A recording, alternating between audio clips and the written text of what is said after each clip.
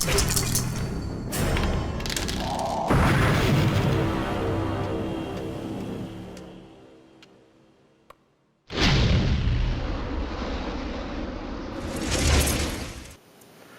everyone, welcome to episode number 2 of my look back at some of the classic Dungeons & Dragons modules, adventures, or pre-written campaigns that I own out of my personal collection. In episode number 1, I looked at what is probably the most iconic D&D adventure of all time, and one that was, for most people, or a lot of people I should say, not necessarily most, but for a lot of people, it was the first module that they ever played through, or for, even a few after that. Was one of the first modules that they ever owned. That module, of course, that I looked at was B2 from the D&D Basic set, Keep on the Borderlands. And if you're interested in watching that, if you haven't already, at the end of the video, there'll be something you can click on screen that will take you to that review. For this episode, for episode number 2, I wanted it to be a little bit more personal. I didn't really have any experiences myself, or very few experiences with Keep on the Borderlands and the Caves of Chaos. So in this video, I want to talk about the first module or adventure that I ever actually purchased with my own money. So this is the first adventure, pre-written adventure, that I ever picked up. It came out for Advanced Dungeons & Dragons 2nd edition. It came out in the year 2000, and it is entitled The Dungeon of Death, set in the Forgotten Realms. This is part of a series called Dungeon Crawl, which was, I don't know how many of these adventures came out, because I actually had a hard time finding very much information about them. But they were a series of standalone adventures that you could purchase, that some of them had elements that related to one another, but they were capable of being played mainly by themselves.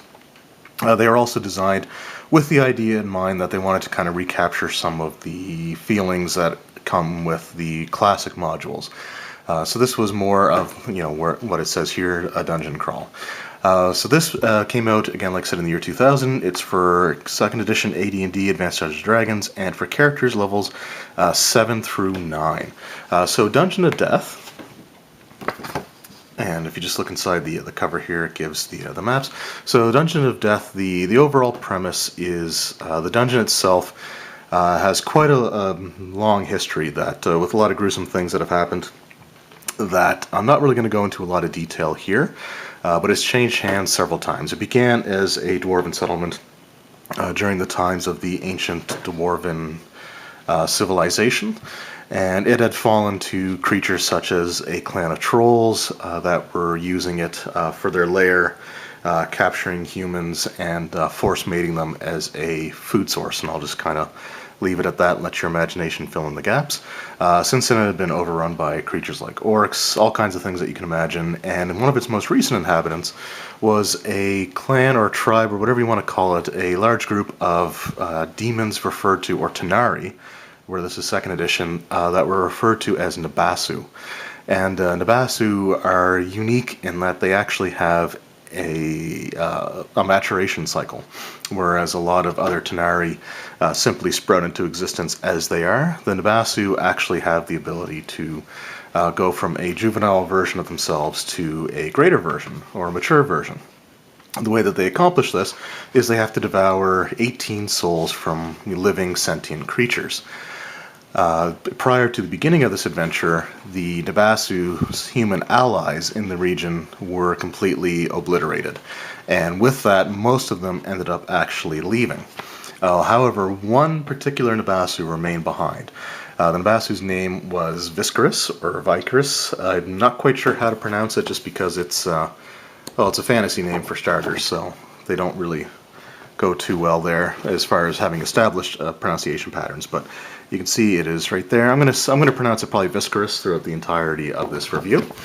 So Viscerus is the remaining sole inhabitant of the Nabasu tribe that was previously occupying the dungeon. When they left, he decided to stay behind, thinking it was a perfect opportunity for him to reach his maturation. To the point where the adventure began, he's devoured 14 souls of the required 18. The only thing holding him back is he has something of a superiority complex, and he believes most living creatures are not worthy of being devoured by him. Also, the Dungeon of Death itself has such a long legacy of horrible things happening that very few people would actually be interested in trying to explore the depths of the dungeon. In order to counter that, as well as to find worthy prey for Viscerus to devour and claim the souls of, Viscerus's agents, a pair of Aluphines, which are kind of like, well, actually, there is a picture of them right here. Just a second. Okay, they can assume a basic humanoid form. So they had spread rumors that the dungeon had been abandoned by its previous inhabitants, and that there's a great deal of treasure that was left behind that wasn't able to be taken with them. The idea is to lure player characters or heroes, adventurers, to the dungeon. In order to test their worthiness and to ensure that they are worth the time of Viscerus to actually devour, Viscerus developed a series of traps on the first floor of the dungeon. The first floor, the entrance level, is primarily all trap-based. So there are very few actual combat encounters in that section of the dungeon. The idea being that the heroes are able to brave the first level and make it further through the dungeon, then they may be worthy of being devoured. The adventure concludes with the player characters going through, exploring everything, and defeating Viscerus and his demonic allies. This is actually a really cool adventure. There are some interesting things in here. One of the things that I really like about the adventure is just how well developed the background is and the villain of Viscerus is. Having this actual strong personality from the very beginning makes him actually a really interesting villain, and something that I don't think a lot of villains necessarily back then kind of had that level of development, at least from not some of the things that I've seen. I mean, a lot of classic adventure villains became iconic because of how difficult the dungeons were, and things were built to expand upon their history after the fact. But I just think that in this case, Viscerus was really well written from the very beginning, and a genuinely interesting kind of villain to run up against. His superiority complex is so great that even some of his own allies actually make fun of him behind his back, referring to him as his nibs when he's not around, which is meant as sort of an insult. So the adventure itself is pretty standard and straightforward. It is a typical dungeon crawl, with the exception of the first level, I said, having very few combat encounters. Everything else is mainly traps. The second level and beyond that are more or less your standard fare of combination of a few traps here and there sprinkled throughout, with your typical combat encounters. Throughout the module, you may be fighting things like Mephits, the Aluphines, and then Viscerus himself. Another thing that you end up fighting, whether you realize it or not in this dungeon, is an evil plague referred to as the Shadow Curse. The Shadow Curse is a result of all the evil deeds that have been committed leading up to the events that take place at the beginning of this adventure. All the slaughter of intelligent humanoid creatures, the ritualistic sacrifices, everything that's occurred, the devouring of the souls for the Nabasu. Created this evil curse that lingers throughout the dungeon. And what it causes is for each hour that a character spends in the dungeon, 1 point from their prime requisite ability score is reduced, or they lose it temporarily.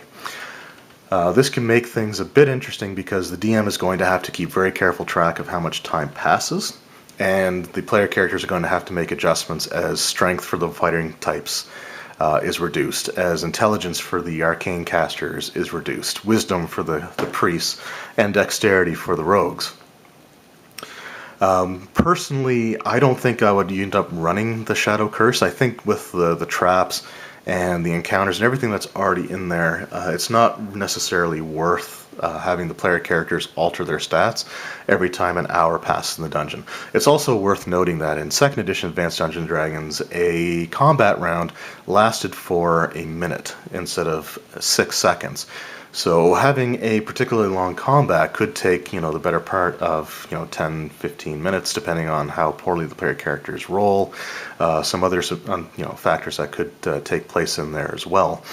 And the further they go, again, their stats are going to become lower and lower, so it's going to make it more difficult for them to overcome the combats easily.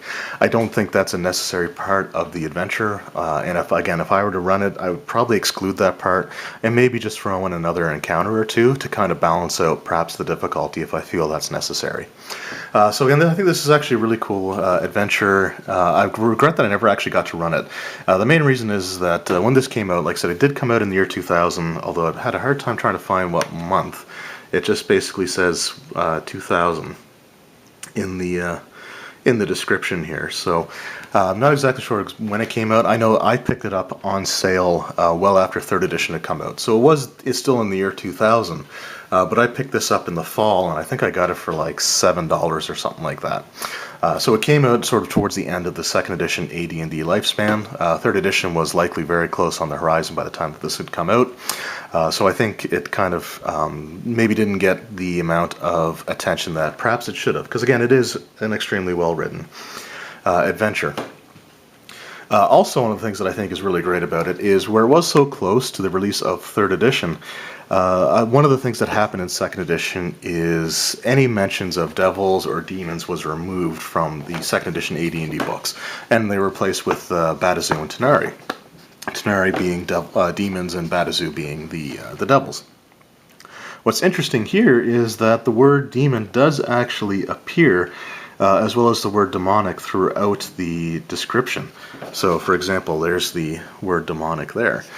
So this is, again, when Wizards of the Coast had taken over. 3rd edition was on the way, and 3rd edition reinstated terms such as demons and devils.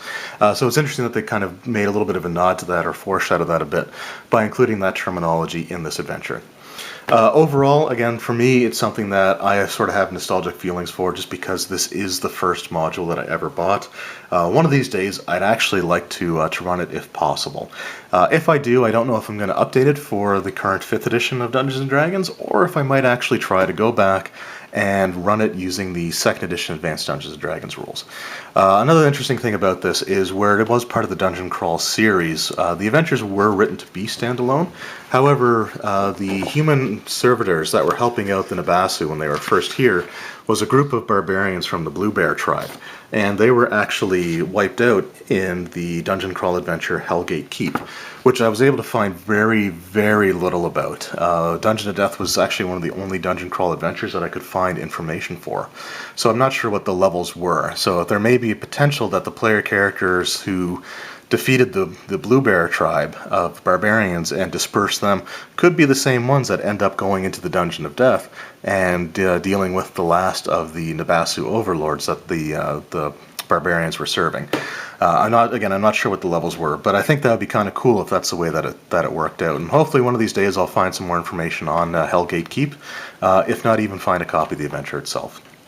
So, again, for the strengths and weaknesses, the adventure, one of the strengths is, again, there's a great deal of detailed writing in the background, in the build-up, and in the explanation of the villain and his motivations. I actually just enjoyed reading the flavor text more than any other aspect of the adventure. I think the dungeon itself is well designed and it is interesting. A downside is, however, that where the first level is primarily made out of traps, it can be difficult, if not fatal, or discouraging for a group if they, for example, don't have a rogue in the party. So if you do plan on ever running something like this, you would probably want to ensure that there is a rogue in the party to make those checks to disable traps, to find them, and things along those lines. If you don't, then again, the amount of traps that the player characters come across can become frustrating to the point where they may decide to simply abandon the adventure. So if you have a group that doesn't have a rogue, you may want to consider lightening the load of traps and substituting maybe a few more combat encounters in there to kind of even it out. There's a chance that the player characters could encounter the methods that are activating and sometimes servicing the traps. So if they end up, you find that you're having a hard time or the player characters taking a little bit too much damage from the traps, especially if they lack that rogue, then you may have them give the ability to confront the methods that are kind of going around the first level of the dungeon and reporting back to Viscerous. Other than that, the biggest thing that I said I would consider to be a downside, and one element that I would probably ignore, would be the Shadow Curse. just because of how long or how much it's going to involve tinkering with characters' abilities. Making the characters weaker as they go through the dungeon, knowing that they're already going to have depleted resources going through the dungeon just based on the sheer number of encounters, seems a bit like overkill. In my opinion. Now it's entirely up to, the individual DMs what they want to do. I think if I were to have the Shadow Curse in there, I would probably have it something along the lines of it drains something like Constitution. And it does that for all the classes, if I were to use it at all. That way it's something that's a little bit easier to figure out. You just kind of reduce a few hit points here and there without limiting the player character's best abilities and the ones that make their character shine. So that's just, again, a suggestion if you decide to run it. Other than that, I think this is a really cool adventure. I wish it had gotten a little bit more attention. But again, this is the one adventure out of the Dungeon Crawl series that I was able to find information for.